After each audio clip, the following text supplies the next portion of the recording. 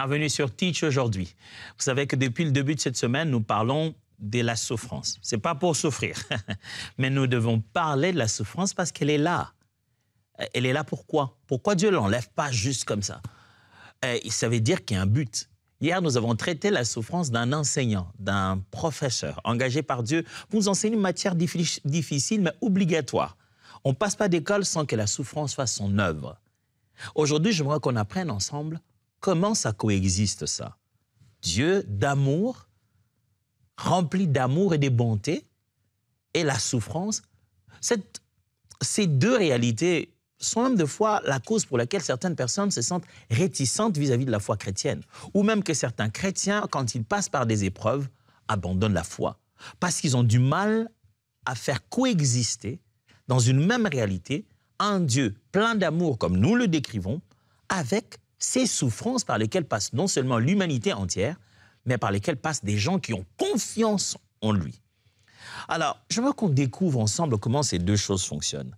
Et vous allez être très étonnés de voir que, des fois, on ne le regarde pas de bon angle. Mon but à moi ne sera pas de donner une réponse apologétique, tentant de répondre au monde entier sur cette question de coexister souffrance et Dieu. Non, je ne vais pas prendre cette approche. Je parle plutôt à ceux qui ont la foi et qui connaissent le Seigneur Jésus, dans le but de les encourager à savoir comment passer dans ces étapes appelées souffrance. Alors, let's teach. Grandissons ensemble.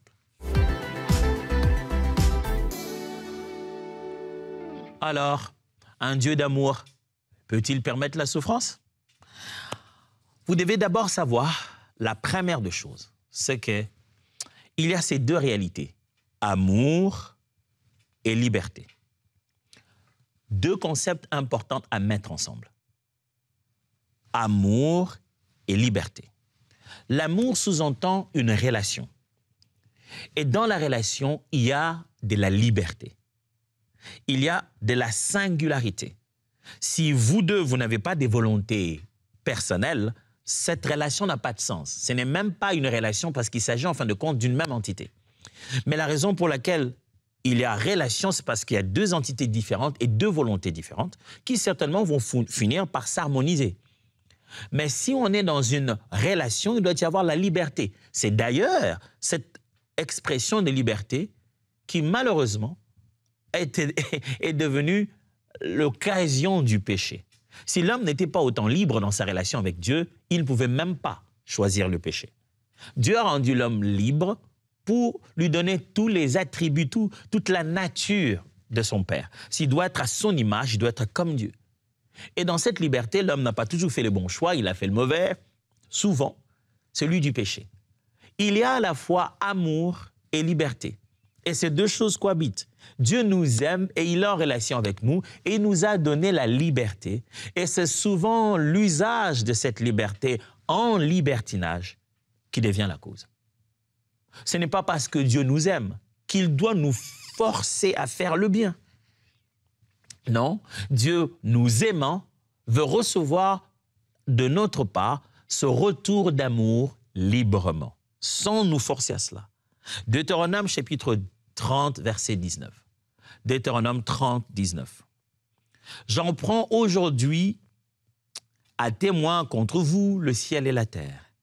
J'ai mis devant toi la vie et la mort, la bénédiction et la malédiction. Choisis la vie afin que tu vives, toi et ta postérité. Dieu parle au peuple d'Israël.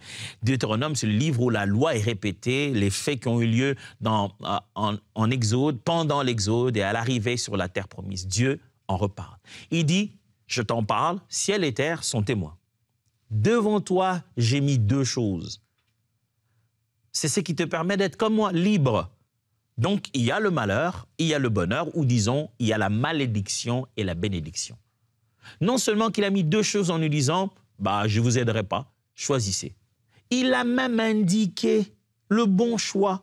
Il dit, choisis la vie afin que tu vives, toi et ta postérité.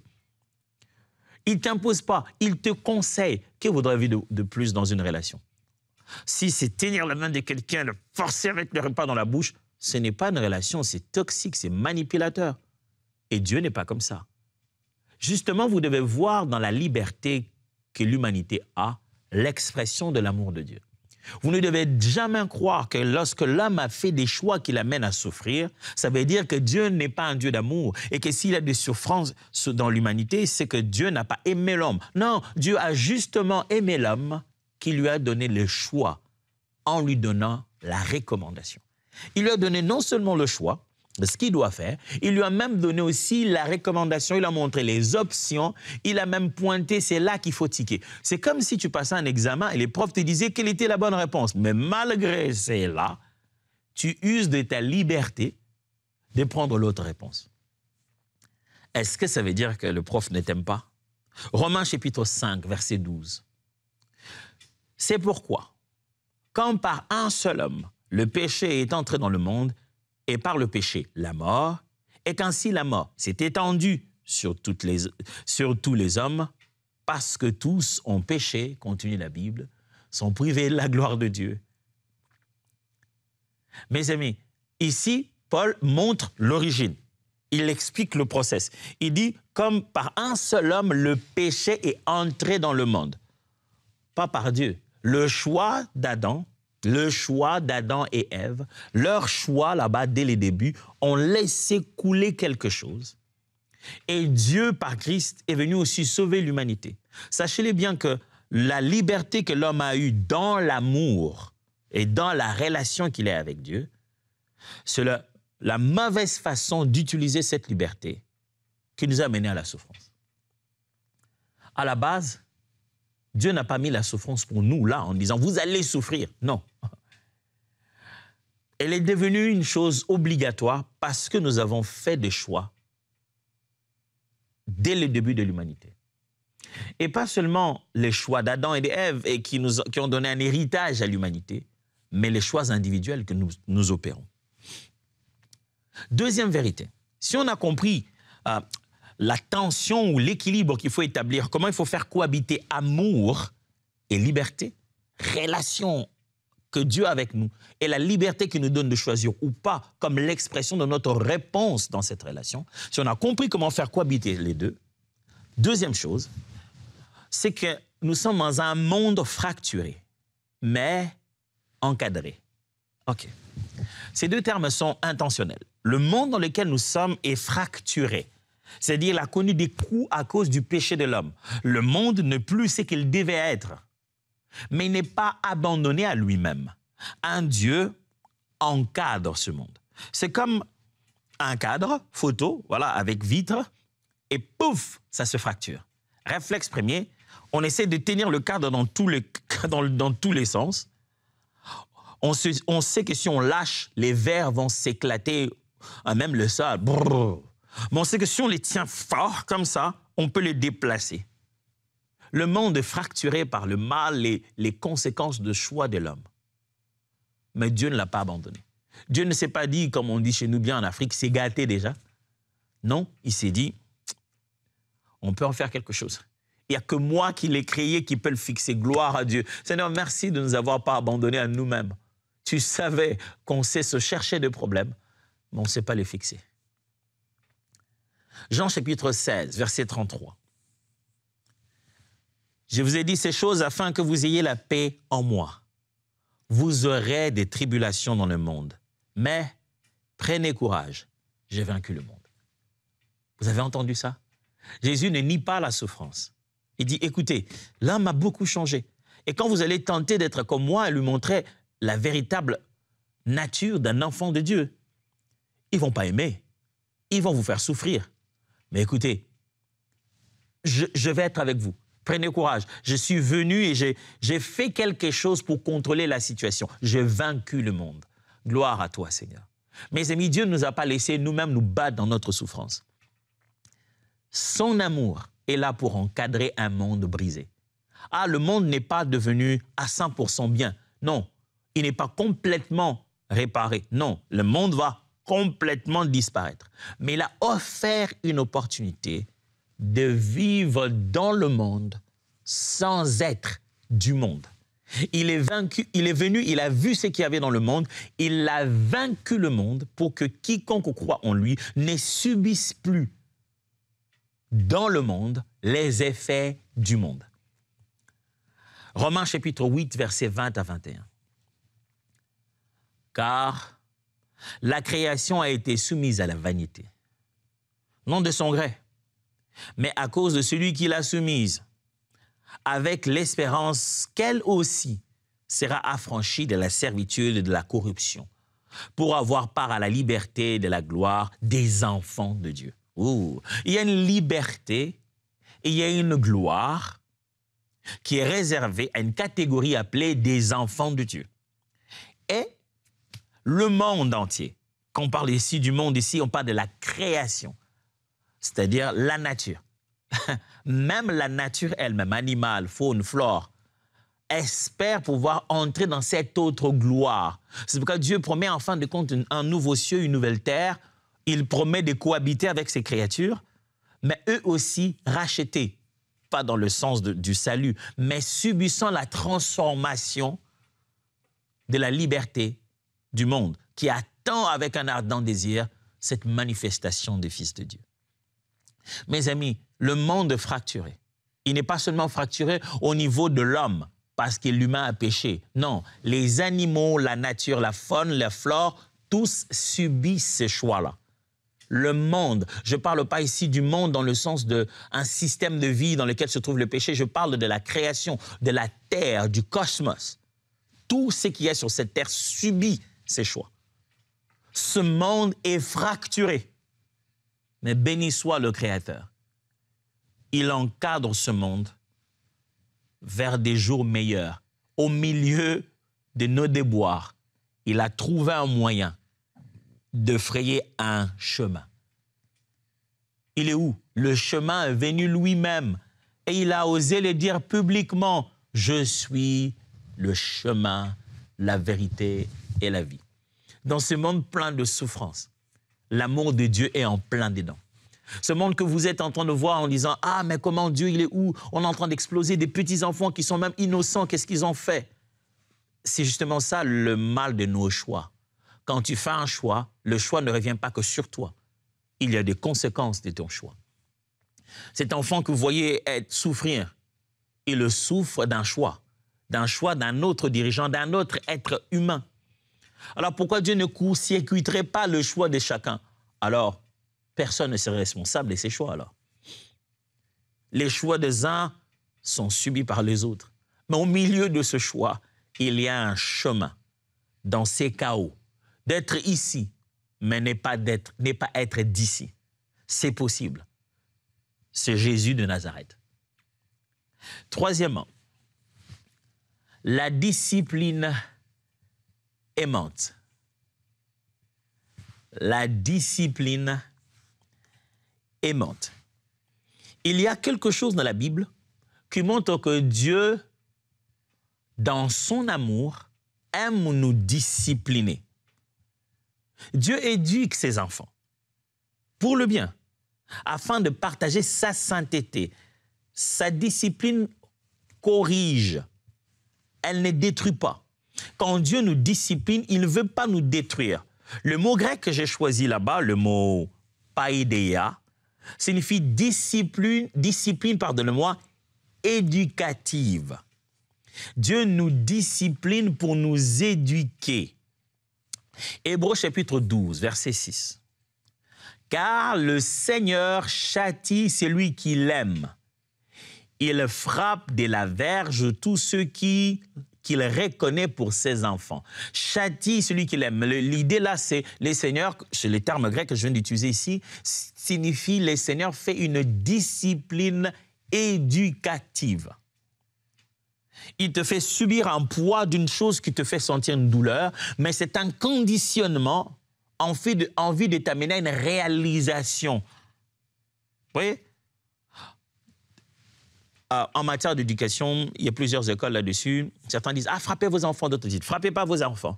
Mais dans les deux cas, quel que soit, je ne vais pas entrer dans ce débat maintenant là, mais dans les deux cas, tous les parents s'entendent sur une chose. Il faut amener l'enfant à la réalisation de son erreur. De manière contraignante, de manière conversationnelle, mais si on veut un changement, l'enfant doit en arriver au point de réaliser que ce que je fais est un mal. Et Dieu nous amène dans cette réalisation aussi. En tant que Père, voici la méthode de Dieu. Avant que psychologie n'existe, voici la méthode du Créateur qui connaît de quoi il a fait l'homme et de quoi il souffre depuis le jour où il a consommé le péché. Le Créateur s'est dit, il faut que j'adopte une discipline éducative. C'est-à-dire, deux fois, il doit être conditionné sous une forme de pression qui le fait ressentir une sorte de souffrance, mais ça lui donnera une meilleure réalisation de fait pour qu'il s'éloigne de ce mal définitivement. Le Seigneur châtie celui qui l'aime. Wow! Dieu châtie la personne qui l'aime. Comment je peux imaginer que châtier rime avec aimer? Ah! Je ne sais pas pour vous, moi je suis père de 4 enfants. J'aime à croire que ce sont des enfants du pasteur. Mais des fois, j'oublie que ce sont juste des êtres humains qui sont sujets aussi à des tentations. Et vous savez, les mal, la douleur que je ressens, quand je les attrape faire quelque chose ou qu'ils me mentent sur un sujet. Tu vois, les enfants, ils sont très tentés par des sucreries. Alors, ils se disent, si je demande à papa, il va dire non dans tous les cas. Alors, il s'invente une chose, il imagine comment prendre ça et me conditionner à dire oui. Et tu vois, ils tentent de manipuler. Les enfants sont comme ça, malheureusement. Je vois ça en eux. Et quand je vois qu'il y a de l'intention et de la légèreté dans l'art de la duplicité, il faut que je lui empêche de continuer de réfléchir comme ça. Il doit se rendre compte que c'est un mal avec des conséquences énormes. S'il applique ça demain, il va faire souffrir pas seulement lui, il va nous faire souffrir tous. Quand je dis tous, ce n'est pas juste sa mère et moi, c'est ses frères, ses sœurs, mais c'est aussi tout le monde. L'humanité tout entière va subir ça. Quand quelqu'un a appris l'art de la duplicité, de mentir, demain il va hacker et tout l'aéroport va être paralysé et les avions ne vont pas voler. Dieu n'a-t-il pas vu que j'avais un avion à prendre, que le médecin qui devait opérer mon enfant devait pas prendre cet avion, maintenant il a permis que les gens puissent hacker. Ça a commencé beaucoup plus tôt que ça. Ça a commencé dès le moment où des hommes ont fait des choix. Et quand Dieu amène sa discipline, c'est par amour pour nous redresser. C'est par pédagogie. La souffrance est une pédagogie divine. C'est pourquoi j'en parlais dès le premier jour. Proverbe chapitre 3, versets 11 à 12. « Mon fils, ne méprise pas la correction de l'Éternel et ne t'effraie point de ses châtiments, car l'Éternel châtie celui qu'il aime, comme un père l'enfant qu'il chérit. » Voyez, l'homme d'Hébreu répète plus ou moins la même chose qu'il y a ici dans les Proverbes. Il dit, ne méprise pas la correction de Dieu. C'est-à-dire, quand Dieu te corrige, ne méprise pas ça. Ne te dis pas, ah, pourquoi je souffre encore? Vraiment, Dieu. Tu dois aimer. Quand Dieu s'arrête un moment et te conditionne et t'empêche de passer avec tes bêtises, il fait que ça bip, il fait qu'on t'arrête, c'est pour ton bien. Si tu as des signaux que ce mal était un mal, ce n'est pas parce que Dieu ne veut pas te laisser.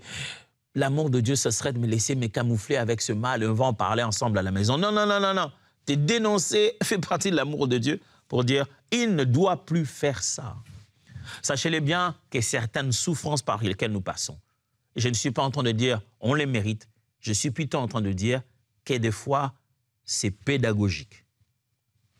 Parce que Dieu utilise de la discipline aimante. Dans sa discipline se trouve de l'amour. Dans ces conditions difficiles, qu'est-ce qu'il veut nous apprendre? C'est pourquoi quand vous passez par un moment difficile, la première des choses à dire, avec humilité et sincérité, c'est « Dieu, que veux-tu m'apprendre? Seigneur, qu'est-ce que je n'ai pas compris? » Pas comme quelqu'un qui veut juste se débarrasser de son mal, il dit « Seigneur, dis ce que tu veux, comme ça j'arrête de souffrir. » Non, comme quelqu'un qui est prêt à apprendre. Si vous apprenez ça et que ça entre en vous, sachez-le bien, Dieu ne va pas se donner un plaisir de vous faire passer par cette même souffrance s'il n'y a pas de leçons à prendre. Du reste, toutes nos leçons, nous ne les apprenons pas par la souffrance toujours. Alors, quatrièmement, Dieu retourne le mal en bien. Souvenez-vous, aujourd'hui, je suis en train de parler ensemble avec vous sur le fait que Dieu, ce Dieu d'amour, permet de la souffrance? Comment son amour cohabite-t-il avec la souffrance? Alors pour ça, je commençais par nous dire qu'il y a deux concepts qu'il faut associer très clairement. C'est l'amour de Dieu et la liberté qu'il nous accorde. On est à la fois en relation avec Dieu et dans cette relation, on a la liberté de répondre comme bon nous semble, même si Dieu nous donne l'indication de la meilleure réponse. On finit toujours par choisir. J'ai dit qu'il est important de comprendre que le monde dans lequel nous sommes est fracturé à cause du péché de l'homme, mais Dieu ne nous a pas abandonnés. Il continue à nous encadrer et à nous guider. Et j'ai aussi dit que Dieu exerce de la discipline aimante. Donc, vous trouverez dans son amour une dimension qui vous semble être très dure. Et alors là, je suis en train de dire quatrièmement que Dieu, quand il y riposte face au mal, il retourne le mal en bien. Quand le mal a été fait, Dieu prend ce mal, cette difficulté, il peut la transformer et en finir avec le bien. Genèse chapitre 50, verset 20. On entend une belle phrase ici. Genèse chapitre 50, verset 20. Vous aviez médité de me faire du mal. Dieu l'a changé en bien. Pour accomplir ce qui arrive aujourd'hui, pour sauver la vie à un peuple nombreux. Ça, c'est Joseph qui parle à ses frères et qui finalement révèle qui il est. Ce n'est pas un Égyptien, c'est Joseph, leur frère, qu'ils avaient abandonné dans le puits et qu'ils avaient vendu. Il leur dit, vous avez médité de me faire du mal, vous l'avez conçu, vous l'avez ruminé, vous l'avez même exécuté. Mais ce mal-là, Dieu l'a tourné, transformé en bien. Vous pouvez imaginer Joseph dans ce puits, en train d'être vendu par ses frères.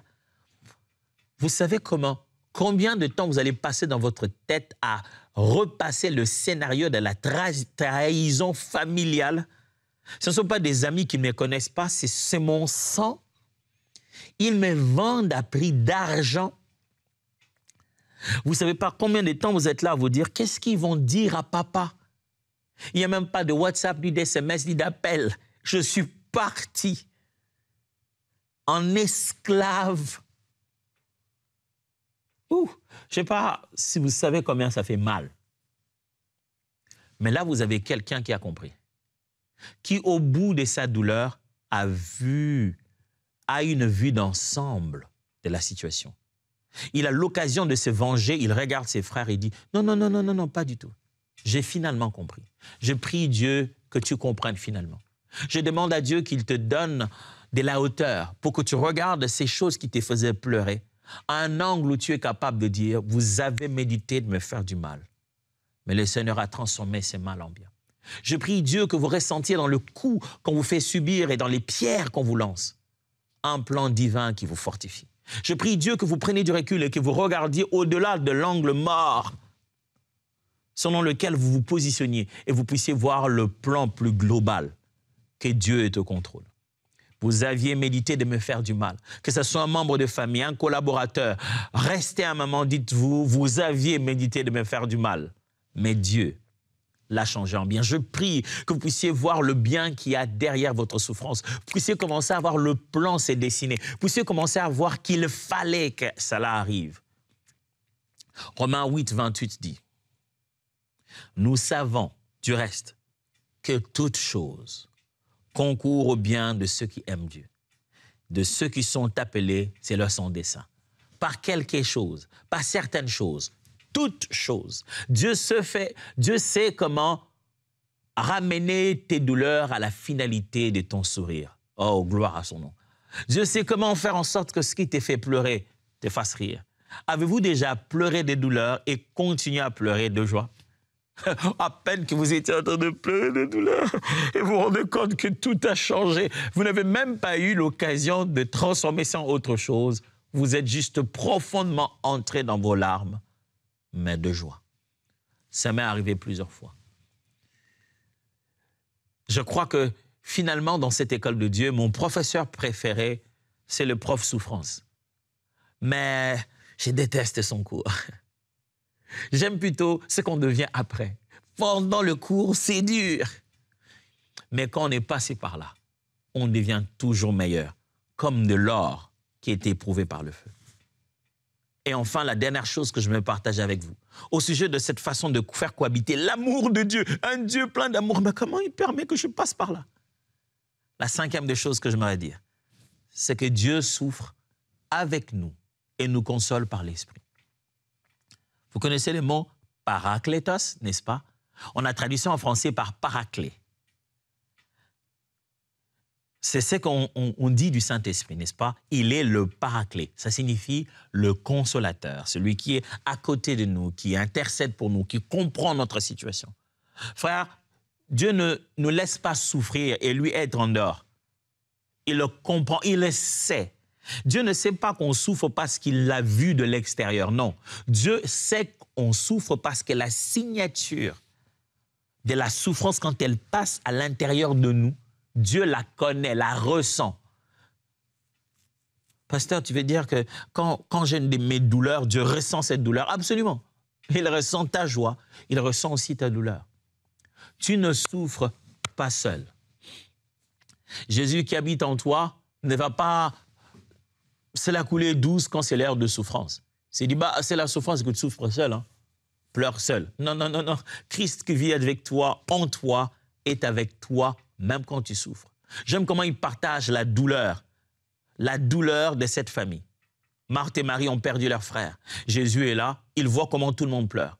On voit dans les textes à la fois qu'ils s'identifient à leur douleur, même si on voit aussi qu'il y a une dimension messianique où ils pleurent aussi à cause de l'ignorance du peuple, du fait qu'on est obligé d'en arriver là pour qu'ils comprennent certaines vérités.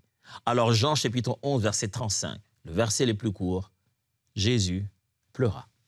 Jésus s'identifie à cette douleur et pleure. 2 Corinthiens chapitre 1, versets 3 à 4. Béni soit Dieu, le Père de notre Seigneur Jésus-Christ, le Père des miséricordes et le Dieu de toute consolation, qui nous console dans toutes nos afflictions, afin que par la consolation dont nous sommes l'objet de la part de Dieu, nous puissions consoler ceux qui se trouvent dans quelques afflictions. Vous voyez ça? Dans nos afflictions, Dieu nous console pour faire de nous des instruments de consolation. Si tu ne sais pas ce que c'est qu'être consolé, tu ne seras pas bon en matière de consoler les autres. Puisque la souffrance est obligatoire et elle fait partie de la pédagogie, elle fait partie du moyen de sauver l'humanité, c'est lié à l'homme et à ses choix. Dieu nous y fait passer en étant avec nous pour nous apprendre comment en sortir. Tu n'es pas seul. Je sais que tu as envie de me dire, pasteur, tu ne sais pas donc par quoi je passe. J'ai à peine la capacité d'élever la tête et je souffre en allant au bureau. Où que j'aille, les gens me regardent d'une manière, j'ai envie de me pendre. S'il te plaît, ne te pends pas. S'il te plaît, ne fais pas ça. Ne fais pas ça. Tu n'es pas seul. Moi, je ne connais pas du tout ce qui se passe. J'ai ri au moment où tu pleures. J'ai fait des blagues au moment où toi, tu étais sérieux. Mais il y a quelqu'un qui sait ce qui se passe vraiment. Et tu n'es pas seul. Laisse-moi prier avec toi. Mon Dieu, je prie pour quelqu'un qui passe par des moments durs, qu'il ne sait pas dire à haute voix à tout le monde, ou quelqu'un qui est à côté de quelqu'un d'autre qui souffre, et il ne sait même pas comment le consoler. Oh, Parakletos, toi notre consolateur, console ce cœur qui souffre et mets dans nos bouches les paroles qu'il faut pour apporter consolation autour de nous, afin que les hommes arrivent à concilier que cet amour a une discipline aimante, que la souffrance de l'humanité ne vient pas de Dieu, mais Dieu peut pédagogiquement utiliser ce par quoi nous passons pour nous enseigner les meilleures leçons, qu'on arrive à concilier ces deux choses, amour et liberté, et savoir qu'il a mis devant nous bonheur, malheur, malédiction et bénédiction, mais qu'il a fait une recommandation claire. Et que même quand on a choisi des mauvaises choses qui ont détruit l'humanité, il est là pour pouvoir remettre en place les pièces que nous avons écartées. Seigneur, merci pour ta consolation. Au nom de Jésus. Amen. Dieu vous bénisse et continuez à rester avec vous. Avec nous, j'allais dire. Continuez à rester avec nous et nous allons le voir demain. Dieu vous bénisse.